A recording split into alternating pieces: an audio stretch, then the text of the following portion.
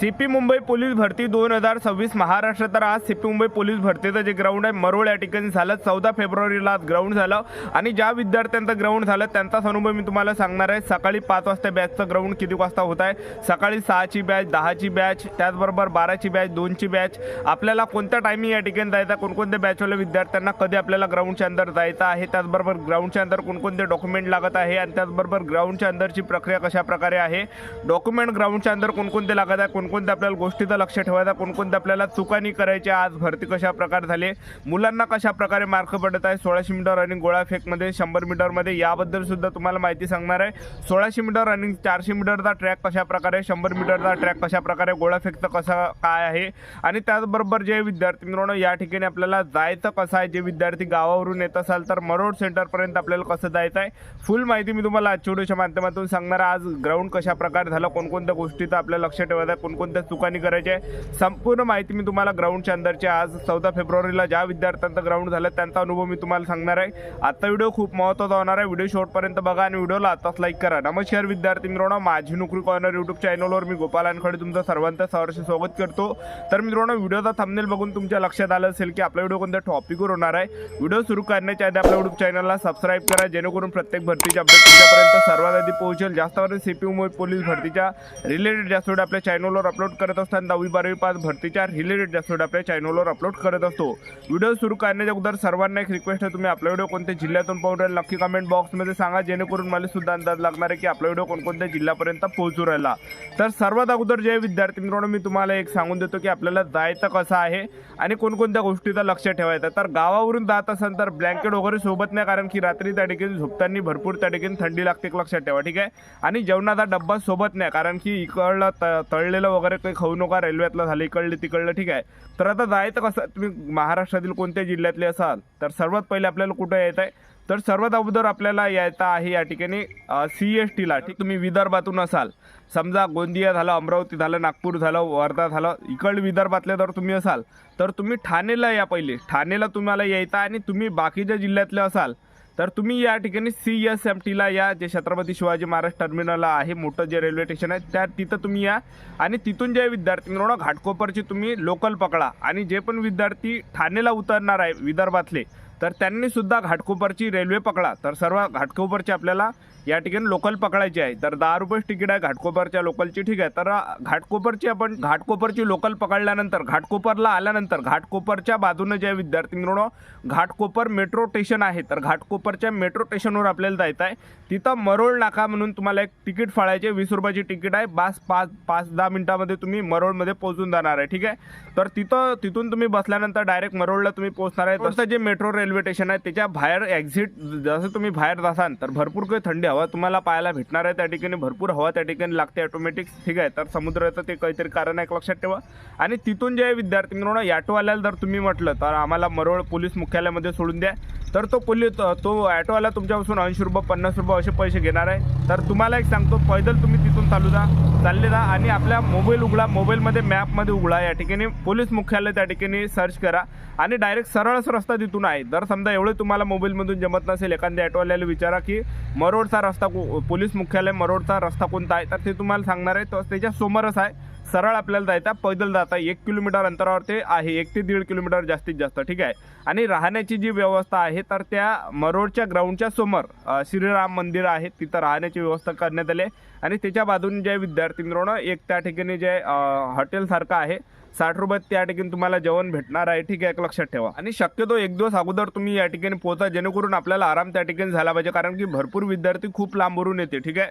तर आज 14 फेब्रुवारीला ज्या विद्यार्थ्यांचं ग्राउंड झालं तर ते विद्यार्थी 13 फेब्रुवारीला त्या ठिकाणी ग्राउंडवर हजर होते, त्यांनी रातभर मस्त त्या ठिकाणी आराम केला आणि सकाळी ग्राउंडच्या अंदर गेले। श्रीराम मंदिरापाशी सकाळी तुम्ही उठल्यानंतर आज जर पाहिलं तर आज सकाळीच मुलांना तिथून पोलीसवाल्यांना सांगितलं की ज्यांचं सुद्धा ग्राउंडच्या 6 वाजताचा आहे, 5 वाजताचा आहे, 8 वाजताचा आहे, तर त्यांनी लवकर चला बा ग्राउंडच्या अंदर, त्या ठिकाणी ग्राउंड होत आहे, रिपोर्टिंग करायला चालले जा, ठीक आहे। तर सकाळी मुलं नेल्यानंतर त्या ठिकाणी जे विद्यार्थी मित्रांनो गेटच्या अंदर त्या ठिकाणी आपल्याला नेल्या जात आहे, ठीक आहे. गेटच्या अंदर गेल्यानंतर लांबून जावं लागते, ठीक आहे. तर तिथं स्टार्टिंगला बॅग वगैरे आपल्याला त्या ठिकाणी ठेवावं लागते. आणि आता आपण बॅचचा जर आपण विचार केला, आपण जर समजा लेट झालो तर काही प्रॉब्लेम येणार का? काही प्रॉब्लेम येत नाही. 1-2 घंटा लेट जरी तुम्ही गेले तरी काही प्रॉब्लेम येत नाही. मायावाला जो हॉल तिकीटवर जे विद्यार्थी हॉल तिकीटवर 8 या ठिकाणी 8 वाजताचा टायमिंग होता रिपोर्टिंगचा. तर मी त्या ठिकाणी जे विद्यार्थी मित्रांनो 7 वाजता गेलो होतो, एक लक्षात ठेवा. आणि काही विद्यार्थ्यांचा 10 वाजताचा रिपोर्टिंग टाईम होता, ते सुद्धा विद्यार्थी माझ्यासोबत होते, ठीक आहे. तर 1-2 घंटा लेट झाले किंवा 1-2 घंटा तुम्ही अगोदर जरी गेले तर काही त्या ठिकाणी प्रॉब्लेम येत नाही. सगळेजण त्या ठिकाणी मिक्सचर होत आहे. सकाळी 4ची बॅच, 8ची बॅच, 10ची बॅच, ह्या बॅचेस त्या ठिकाणी मिक्स होत आहे सकाळी, ठीक आहे. तर तुम्ही त्या ठिकाणी शक्यतोवर सकाळी एकदम लवकर त्या ठिकाणी जा, जेणेकरून त्या ठिकाणी जे तुमचं जे ग्राउंड आहे हे सावलीमध्ये झालं पाहिजे. उन्हीमध्ये जर ग्राउंड झालं तर भरपूर त्या ठिकाणी दिक्कत तुम्हाला येणार आहे. फिजिकलमध्ये कमी तुम्हाला पाहायला भेटणार आहे, लक्षात ठेवा, ठीक आहे.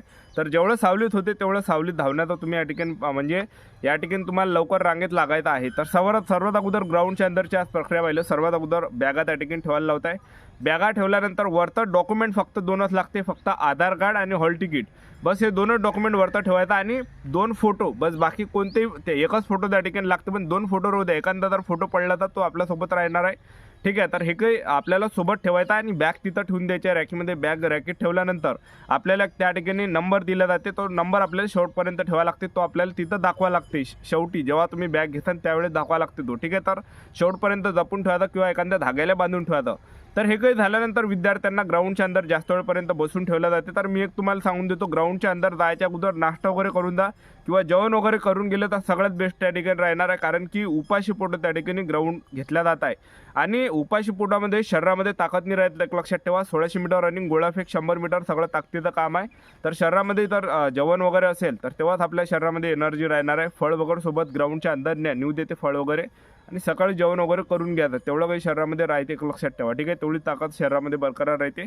तर हे काही झाल्यानंतर त्या ठिकाणी मुलांना जास्त वेळपर्यंत ग्राउंडच्या अंदर बसून ठेवलं जातं. तिथून जे एक पेंडॉल आहे त्या ठिकाणी, पेंडॉलमध्ये त्या ठिकाणी आपल्याला नेल्या जाते आणि पेंडॉलमध्ये तिथं 50 पोरं बसून ठेवते. 50 पोरं बसल्यानंतर एक पोलीसवाला आणि एक पोलिसीन, तर तिच्याजवळ जे विद्यार्थी मिळवणं 50 विद्यार्थ्यांची बॅच त्या ठिकाणी दिली जाते.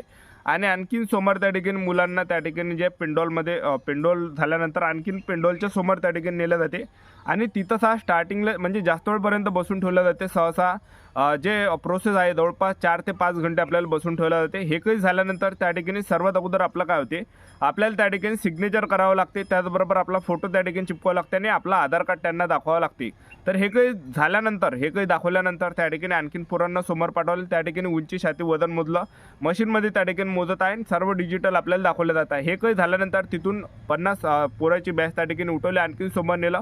त्या ठिकाणी चेस्ट नंबर दिला जात आहे आणि दोन्ही पायाला चिप लावून दिलं जात आहे. चिप लावून दिल्यानंतर आणखीन समोर जे बायोमॅट्रिकसाठी नेलं जात आहे त्या ठिकाणी अंदर ऑफिसमध्ये, तिथं आपला थंब वगैरे घेतला जात आहे, फोटो वगैरे आपल्याला काढला जात आहे.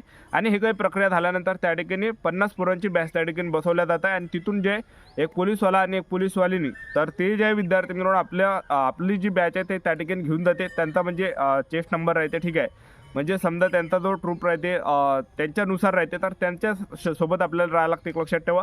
तर हे काही झाल्यानंतर पहिला जो त्या ठिकाणी घेतला जात आहे 100 मीटर रनिंग घेतलं जात आहे. आणि 100 मीटर रनिंगचं जे सिस्टीम आहे, तर आपल्याला त्या ठिकाणी शिट्टी वाजवल्या जात आहे. 2-2, 3-3 पोरं सोडत आहे. शिट्टी त्या ठिकाणी वाजत आहे. जशी शिट्टी वाजली तसं 100 मीटर चालू होत आहे. आणि 100 मीटर झाल्यानंतर 100 मीटर माथेवरच आहे. 100 मीटर झाल्यानंतर लगेच 100 मीटर लगेच झाल्यानंतर 1600 मीटरसाठी नेलं जात आहे. तर पाणी वगैरे थोडं तुम्ही त्या ठिकाणी प्या 1600 मीटर रनिंग मारायच्या अगोदर थोडंफार. आणि 1600 मीटर रनिंगसाठी पूर्ण पेंडॉल टाकलेला आहे. 1600 मीटर 400 मीटरचा जेवढा काही तो ट्रॅक आहे पूर्ण पेंडॉल त्या ठिकाणी टाकला आहे. तर 1600 मीटर रनिंगला 50 पोरं सोडत आहे आणि 1600 मीटर रनिंग झाल्यानंतर त्या ठिकाणी बसून ठेवलं जाते आणि बसून ठेवल्यानंतर गोळा फेकवर आपल्याला नेलं जाते. गोळा फेकपाशी सुद्धा भरपूर वेळपर्यंत बसून ठेवलं जाते.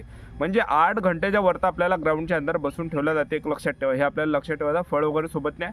अशा प्रकारे आज ग्राउंड झाला आणि मुलांना जे कमी मार्क पडणारे 100 मीटरमध्ये कमी मार्क पडणारे आणि गोळा फेकमध्ये कमी मार्क भेटून राहिले, एक लक्षात ठेवा, ठीक आहे.